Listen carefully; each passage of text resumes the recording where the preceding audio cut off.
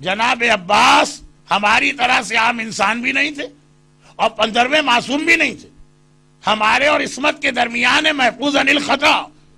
لیکن جو جناب عباس کا ٹائٹل ایکچوئل یہ ٹائٹل اس 7ویں امام کا ہے جس کے روضے پہ 2 دن پہلے یا کل وہ سوسائڈ بومبنگ ہوئی. اصل باب الحوائج میرا 7واں امام ہے، مگر جو امامت کی شان ہے وہ عباس میں اس طرح سے آئی کہ شیعت کے پاس 2 باب الحوائج آ گئے، کاظمین کا 7واں امام اور کربلا کا عباس علمدار. وہ بھی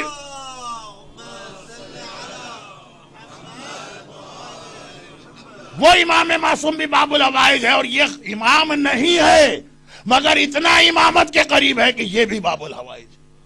آج بھی لوگ جاتے ہیں، اندھوں کو شفا ملتی ہے، دیکھنے لگتے ہیں. جو ڈس ایبلڈ لوگ ہوتے ہیں آج بھی عباس کے روضے پہ آتے ہیں اور آتے اس طرح کے لوگ اٹھا کے لے جاتے ہیں، واپس اپنے پیروں پہ جاتے ہیں.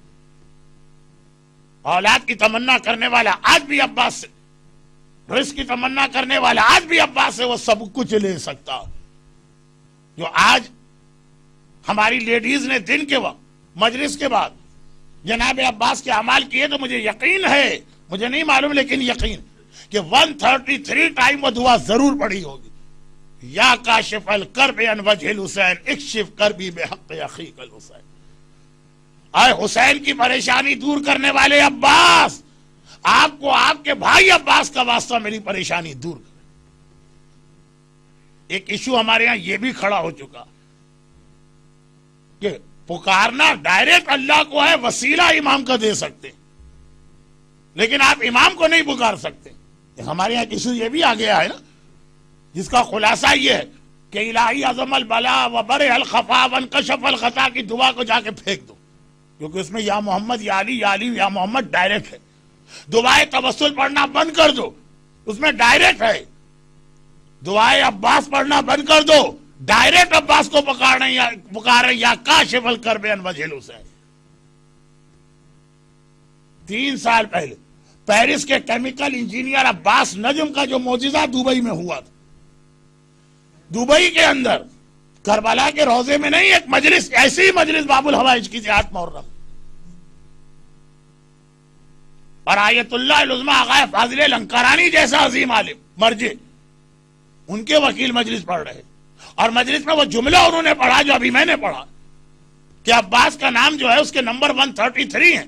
دنیا میں جو آدمی پیاسا، پانی کی پیاس ہے، روزی کی پیاس ہے، اولاد کی پیاس ہے، برکت کی پیاس ہے، جس چیز کی پیاس ہے، سقائے سکینہ کو ایک بار پکارو. ابو قرابہ مشک والا یہ جناب عباس کا عربی لقب، ایک بار پیاسا سقا کو پکارے گا ان کا نام کے نمبر کے اعتبار سے. یہ مجلس میں سنا پولیو کا مریض جس کی ٹانگ زندگی بھر بیکار تھی اور دنیا بھر کے ڈاکٹرز نے، پیرس کا رہنے والا پورے یورپ علاج کرایا، کینیڈا سے ہو کے آیا، اور تمام ڈاکٹرز کی رپورٹ اس کے ہاتھ میں کہ امپاسبل ہے، تمہارا کیور نہیں ہو سکتا. اور مجلس میں آیت اللہ العظمی مرحوم آغا فاضل لنکرانی کے وکیل یہ جملہ پڑھ رہے ہیں جس پہ ہمارے بعض ینگسٹر کو اعتراض ہو گیا ہے کہ تو شرک کی بو آتی ہے اس دعا کے اندر. دعائے توسل میں بھی شرک کی بو آتی، الہی عظم البرا میں بھی شرک کی بو آتی. کوئی آدمی ہر جگہ جائے اور اسے بو آنے لگی، ہم کہتے کہ نہیں، پھر اپنے آپ کو چیک کراؤ کہ تمہارے ساتھ کوئی ایسی گندی چیز چمٹی ہے اسی لیے جہاں جا رہا تمہیں بو آ رہی اور کسی کو بو نہیں آ رہی. شرک کی بو آنے لگتی ہے. انہوں نے مجلس میں پڑھا، اس نے اسی مجلس میں بیٹھے بیٹھے 133 ٹائمز یہ دعا پڑھی. آیا تھا اسٹک کے سہارے 2 آدمی ویل چیئر پہ بٹھا کے لائے تھے، گیا تو پیدل چلتا ہوا گیا.